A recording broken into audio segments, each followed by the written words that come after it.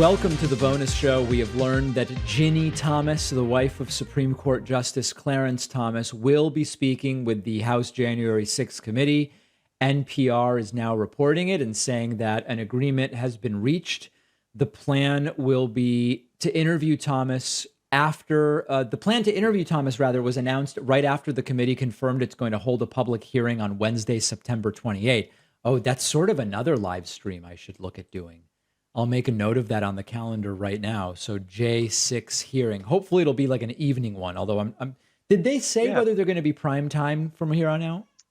Well, that's on Wednesday. So yeah, it's hard to glean whether that would be during the day or prime time. I don't know at this point, but it sounds like you're going to have live streams just about every single day this month. Yeah, it's going to be insane. Oh no, you know what? It's going to be at 1 p.m. on Wednesday. That's going to be tight. That's going to be very, very tight for me to do. Doable though. Possibly doable. I'll have to see what I actually have going on that day. So it's believed that Ginny Thomas will be testifying behind closed doors, as the term may be, which is, of course, not ideal for us. But they continue to say this is voluntary. Her attorney says this is voluntary. It's all completely and totally voluntary. Now, why do we care about Ginny Thomas? We care about Ginny Thomas because we have, since the Trump riots of January 6th, found out about her connections to those seeking to send these alternate slates of electors in certain states. It's relevant because of her association with groups seeking to overturn the election results while being married to a Supreme Court justice whose court did, to a small degree, and could have had much more judicial work related to that very attempt to overturn the election. It stinks to high heaven is the term I keep going back to. Yep, and just because the testimony is going to be behind closed doors, that doesn't mean that we won't necessarily get glimpses of it, because remember, the Trump kids also testified behind closed doors, so to speak, and we got little clips of those interwoven in the presentation that we got from members of the panel. Yeah. So this could happen in the exact same way. It's not like she's going to be out in front of everyone in that room testifying, but like maybe we'll get a few things she wants to go on the record about, and then we'll hear about it later.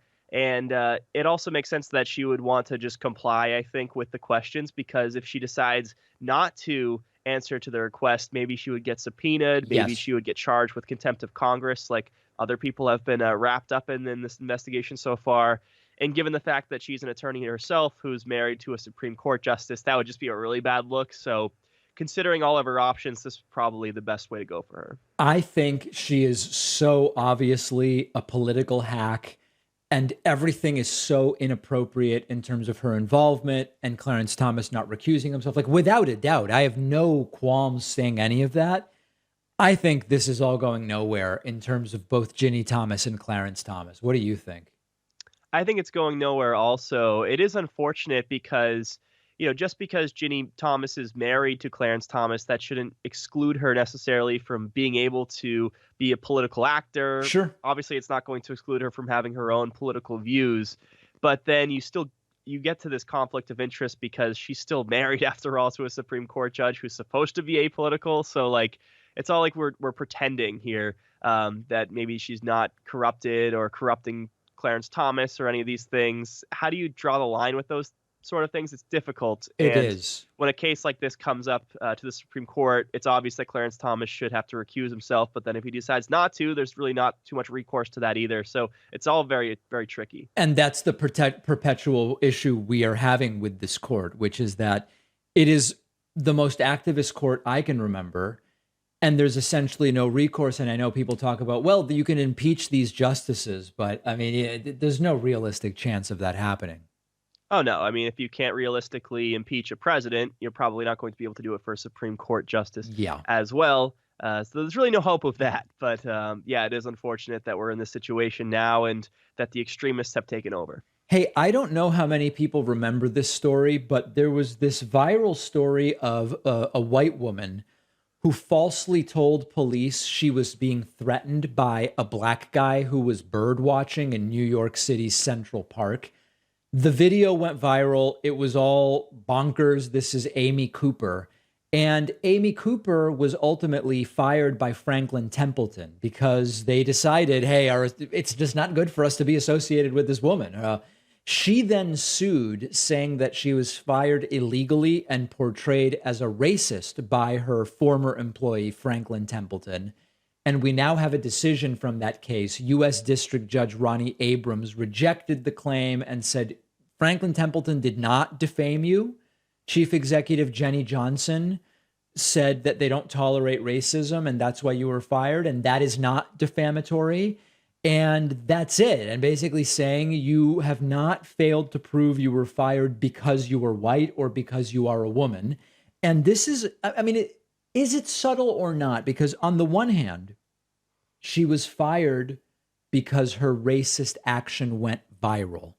Now you could say, were she black, the same action may not have been construed as racist, even if it was the same action. So in a sense, her race is a factor in why we find it racist. If a black woman called the police on a black man, we might not feel as though it was racist in the same way.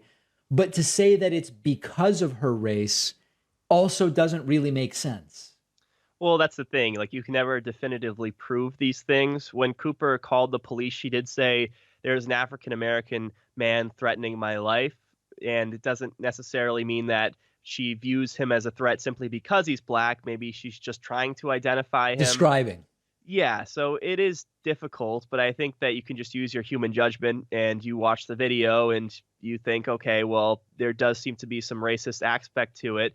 And also, I think it's important to point out that the company didn't call her a racist per se. They just said that they don't tolerate racism. So Yes. Maybe they considered that this one instance that came from her was racist. Doesn't necessarily mean someone's racist overall. I mean, maybe someone makes an off-color joke or, has a racist thought here and there. Obviously, it points in the direction of them having racist views overall, but it doesn't mean that they're full on a racist necessarily.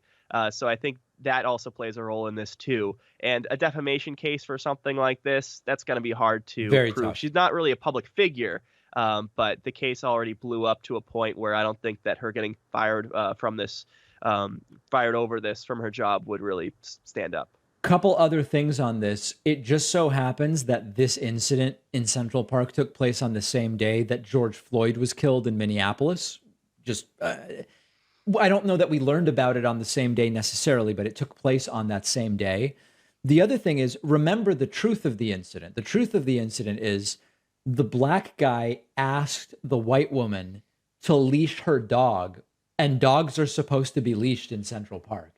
She then called the police and said, there's an African-American man threatening my life. And recall that in the viral video, while she was on the phone with the police, she was almost like strangling her dog with the leash. I mean, every aspect of the story was nuts.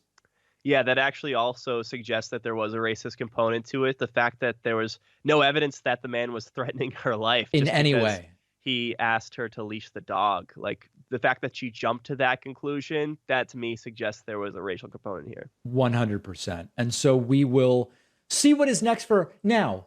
Whenever someone gets fired for something like this, sometimes right-wingers who selectively defend speech and sometimes don't will come out and say, you're trying to take away her livelihood. Are you saying she should never work again? It's like, no. What we're saying is, if you defend corporate rights to make the decisions that you deem right for your business without government interference, and the decision wasn't illegal, right? They didn't say you're fired because you're white. They didn't say you're fired because you're a woman. She wasn't able to even demonstrate that that was implicit in the firing. What we're saying is the company must be allowed to make this human resources decision. She can then go and get a job anywhere else that will hire her. But understand the alternative would be either telling the company you're not allowed to fire her because she did something embarrassing, or you have to tell other companies they must hire her. All of those are very heavy-handed government intervention. So it's like, it's very easy to say, are you saying she should never work again? No, she should have the opportunity to participate in the job market that everybody has. And sometimes you have disadvantages because of where you live or different things. She has a disadvantage because she did this horrible thing that went viral. But what alternative is there? Right, exactly. You described it perfectly. It's not an ideal situation. I too don't think that she should be barred from ever being able to work again. And Of course not. hopefully she's able to find employment, but it's going to be up to the specific company that decides to hire her or not. They know that there's going to be a public relations angle to this, and the alternative is to say that you have to hire this person, which we obviously can't have. But the right that's so willing to defend her, maybe they'll be willing to hire her. Like she Yeah. could end up working at the Daily Wire or maybe on InfoWars, something like that. We've seen that sort of thing before. Sure. Yeah. I don't know if she's a good candidate for broadcast journalism necessarily, but hey, it's the free market of employment. And that's certainly something that she could pursue, I guess. It doesn't take too much skill to do that on the right. You just have to be able to complain and act outraged all the time. Yeah, And which she most can people do. can do it. We know Yeah. she can do that. So listen, I've said before, I love the FIFA World Cup. I love soccer. I love watching the Argentinian men's national team. I'm really excited for the World Cup coming up. I believe Argentina's first game is November 22nd. I love all of it. Okay, no qualms there. But FIFA is a very corrupt organization, and this year in particular, the World Cup is taking place in Qatar. Not exactly a place with the best record on human rights, with stadiums in Qatar reportedly built by what is essentially slave labor, indentured servitude, people whose passports are sometimes held, et cetera, et cetera. We now have a new controversy involving the World Cup. FIFA has come under pressure from some of the European soccer federations because the European soccer federations want the captains of their teams to wear an armband with a rainbow heart design. And it's part of a campaign against discrimination. And FIFA rules prohibit teams from bringing their own armband designs to the World Cup and say you have to use what's provided by FIFA. And the armbands are players with a political message connected to the fact that Qatar is the place that the World Cup is being hosted. It's illegal to engage in a gay act in Qatar. The treatment of the migrant workers, as the Associated Press reports, for the building of the stadiums has been a controversy since we first reported that the World Cup would be in Qatar about a decade ago. And so the idea here is send a message, send a political message. And it is now going to be a question about what is going to be allowed. The Associated Press reports that FIFA supported taking a knee if players want, and now has to decide whether they are going to back this armband thing, all of which could potentially be embarrassing to Qatar. So my thoughts on this are twofold. There are rules that people agree to, which is FIFA has to agree to this stuff. Am I suggesting that the teams ignore that and risk getting kicked out? No, I'm not suggesting that. But I completely support any activist campaigns to publicly shame Qatar for a very long list of things. And that's sort of where I come down on it. Yeah, and some people would go a lot farther and they'd say, well, all these players, all these teams should just boycott playing in Qatar. I think we're probably beyond that point because there's been so much build up to this. And I think if there was going to be pressure on FIFA to pick a different location, it would have worked by now. And these players, maybe they only get to play in a handful of World Cups, and so they may not want to skip out on one. They want to deliver for their country. And a handful is a lot. I mean, they're every 4 years. And if you're in the prime of your career, you're not going to want to pass up on this. This I actually think would be effective, though. It's like the next best thing in a way. Yeah. Because what are they going to do realistically if all of the European teams are doing this? If you have some of the best players in the world participating in this protest, are they going to say that kick all out those every people, team? They're not going to be able to kick out every team. They're not going to be able to kick out all the best players. And so I think this is a good way to potentially embarrass Qatar.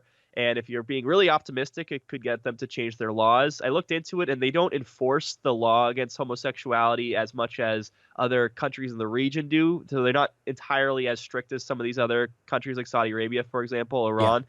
But just the fact that they have that law on the books and that every now and then there's a case where someone is detained over this, that's enough. They should be willing to do away with this, and that seems like a fair exchange for being able to host the World Cup. I completely agree. I hope to both see a lot of the protesting, and I look forward to watching the soccer. I don't know who else is going to be watching, but from what I'm looking at the latest World Cup odds, Brazil is the favorite with France and England slightly behind.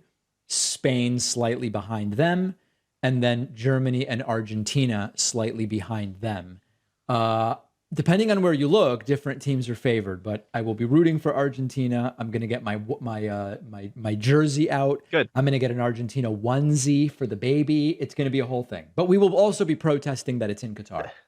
Are you willing to go on record and say that this is Leo Messi's last chance to pull together a victory for Argentina? It's got to be. I think I've come to that realization also. Yeah, he is. How old is he now? He's 35. He'd be 39. Is it impossible? Is 39 impossible? No. I don't know. It's not impossible, but the chances would be slim. The chances are slim, yeah. All right. So if you're going to be watching, let us know. If you're boycotting, let us know. I will be watching and protesting is my plan. And we will take it from there. Remember, the finance channel is live. Be one of the first 5,000 subscribers. Still time to get in. It's free. I mean, it doesn't really matter. What does it mean to be one of the first 5,000? But it just sounds cool. Be one of the first 5,000 subscribers on the finance channel. And we'll be back tomorrow. Show, bonus show, many different things happening.